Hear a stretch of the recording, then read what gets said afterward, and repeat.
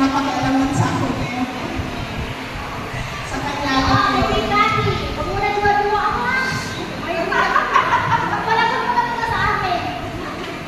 So, ang wish ko lang, pagkakait ka, bago ka ng para sa future mo. Huwag mo sa kanya asawa. Ayun lang. Hindi ako nagpaganda ng message ko kasi pagod na pagod. Ingat ka lagi. Kahit hindi ko sinasabi na mahal kita, alam mo na yun. Kung hindi mo sinasabi sa kanya na mahal mo siya, ngayon sabihin mo sa kanya. Actually, hindi ako nagpalaki sa kanya kasi since 2005, wala na ako sa kanila. 2 years old pa lang siya, nasa abroad na ako. So, ang nagpalaki, ang nanay at tatay ko, kaya hindi kami close talaga. Ngayon na, kaya ko, sige na kukunin ko siya kasi para makabawi.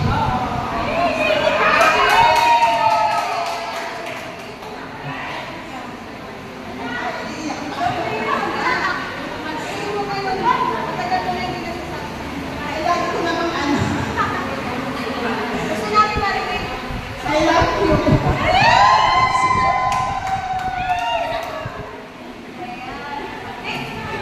Nag-iilakan sila. Nag-iiyakan sila. O, diba? May mga pagkakataon po sa buhay natin na hindi mo natin nasasabi yung words na yun. Diba? Hindi mo natin palagi nasasabi ang mahal kita. Kaya habang nandyan po yung mga anak niya, lalo-lalo na po yung mga anak nyo. Dapat yung mga anak nyo ay natuto po magsalita sa inyo, magmahal nyo, mahal ka nila, at gayon din po kayo sa mga anak nyo. Okay? Wala pong bayad ang magsalita ng mahal kita. Hindi lang dahil sa jowa. Pag ang jowa kasi pinabayad mo, ay mahal ka. Diba? Yung konting makamagandang nararamdaman natin sa buhay. Ang magsalita ko sa atin na mahal kita anak, mahal kita ina. Right? So yun, ito po ay hindi mo nila alam. Ito po hindi natin pinagplano na lang. Kaya nanginginig na yung mga luha nila. No? Pero sa part po na ito, ay may pinagplano po kami mensahe para sa ating nanay ng birthday celebration. Okay? At magagaling po sa kanyang anak.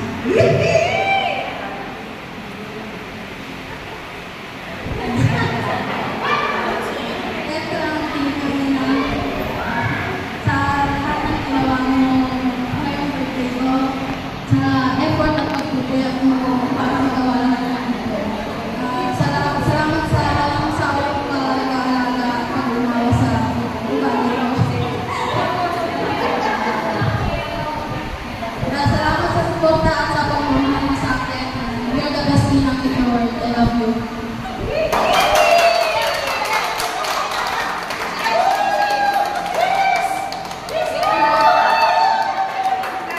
Diba? Nakaka-touch po yung moment na ganyan. Diba? Sobra. Sabi nga ng nanay, hindi siya nagpalaki sa anak niya. Kaya, dinala niya dito yung anak niya para makabawi, para maging close sila. Alright? Yan po yung hirap sa ating mga OFW. Iniiwan natin yung mga anak natin. Tapos tumatagal tayo dito, hindi na kontrata. Pero yun po yung ating mga anak. Ilang taon natin hindi nakakasama. Diba? Sa pipiliin ko na po yung pagkakataon na to bilang isang ina. Ang hirap, diba? Ang hirap nila naman yung nasa. Mahirap po. Ulat po ako. 10 years na ako nag-abroad from asawa ko. Yung birthday, yung mga anak mo na nag-ibiwag ng kaarawan, lagi kang wala. Yung umaakyat sa stage para graduate, lagi kang wala. Wala akong na-experience sa mga anak ko na sinamahan ko sa stage. Ang pinakamagandang memory nila sa buhay, wala akong isang ina. Tama? Kaya yung ang inang ito, binigyan ko po ng pagkakataon na iparamdam nila yung pagmamahal nila sa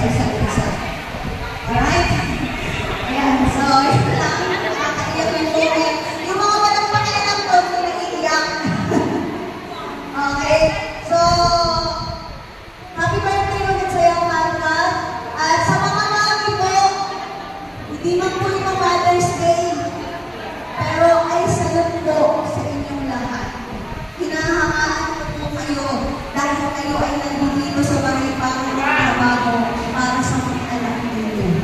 At soon, dapat nagkaroon tayo ng mindset na tayo ay mag-forward lang para yung ating mga anak ay makasama nila. Tama? Huwag kayong uuwi ng 50 na. Huwag kayong uuwi ng 60 na. Dahil baka pinalalim yung buhay ninyo. Paano kung dumating yung time na kayo ay 50 na? Pero kunyari lang, 5 years na lang pala kayo sa pamumuhay. Diba? Kung upusin niyo magbagay ko sa bagay, wala po kayo. Huwag na magiging kayo ng paano? Ay, nakulis! Ayan. So, mahirap po ang magiging na. Nanihiwalay po kami sa ating mga anak. Pag mo kayo walang anak, maglandi tayo ng maglandi. Mag-enjoy kayo ng mag-enjoy. Ayun lang.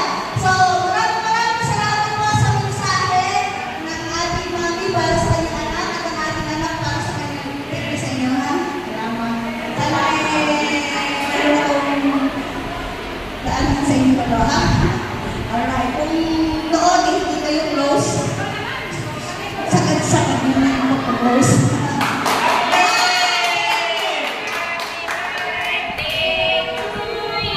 Wait lang po. So, this time po ay, sige po, yung ating birthday cake, ay pwede na po tayo mag-blow. Salamat po sa mga umiyak, sa mga nangigilit ang luha. Maraming salamat. Nararamdaman niya yung nararamdaman nila at nararamdaman ng bawat nanay sa atin. Thank you po. So let's blow the candle. Lighter, please. Bones. Lighter, lighter. Lighter.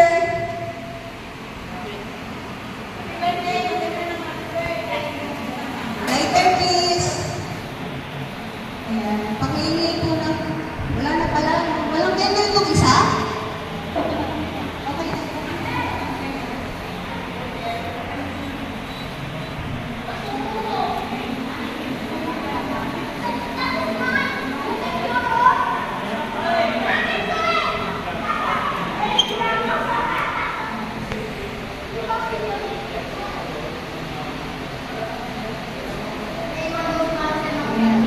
So let's sing po. Happy birthday to you. Happy birthday to you. Happy birthday, happy birthday, happy birthday to you. Wish mo ba muna? Secret mo lang. Secret na lang. O, sige. Wish mo na and then blow the candle. Yay! Happy birthday, Marian! Ayan, magbuhay na hanggang gusto mo. Alright. So, maraming salamat po at nalako na po tayo sa... Sino po gusto mag-pray para sa ating pungpong? Ha? Bakit hindi mo kayo ako? Pray po sa pag natin. Maraming salamat po sa pagkakataon na to na kami po ay pinagtipon-tipon nyo sa oras na ito at kami po ay nagdadaos ng isang kaarawan sa aming pong kaibigan ang kanyang pong anak na nagpapasalamat po kami na binigyan nyo sila ng pagkakataon na muling magsama upang maparamdam nila ang mahal nila sa bawat isa. Maraming salamat po Panginoon sa kaarawan, sa bagong taon na ibinigay mo kay Clara. Dalangin po namin, Panginoon, na patuloy mo siyang gabayan, tulungan sa kanyang mga mithiin sa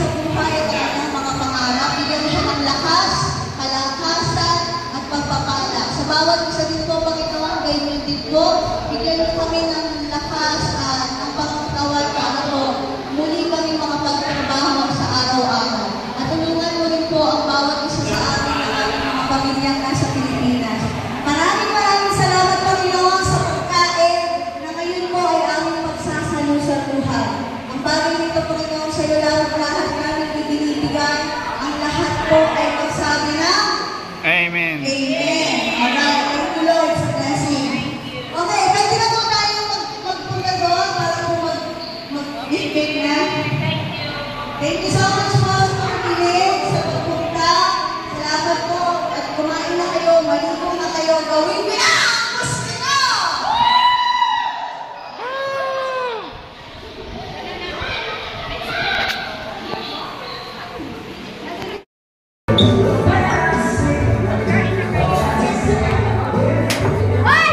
Ikuha mo ako.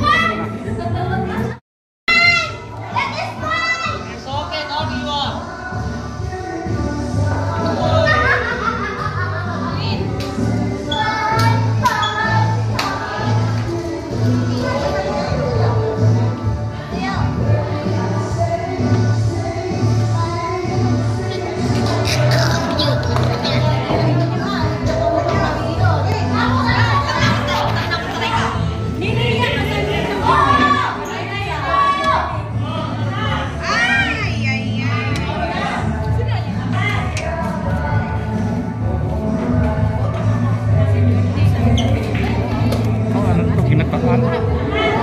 Paborito kong ginataan eh.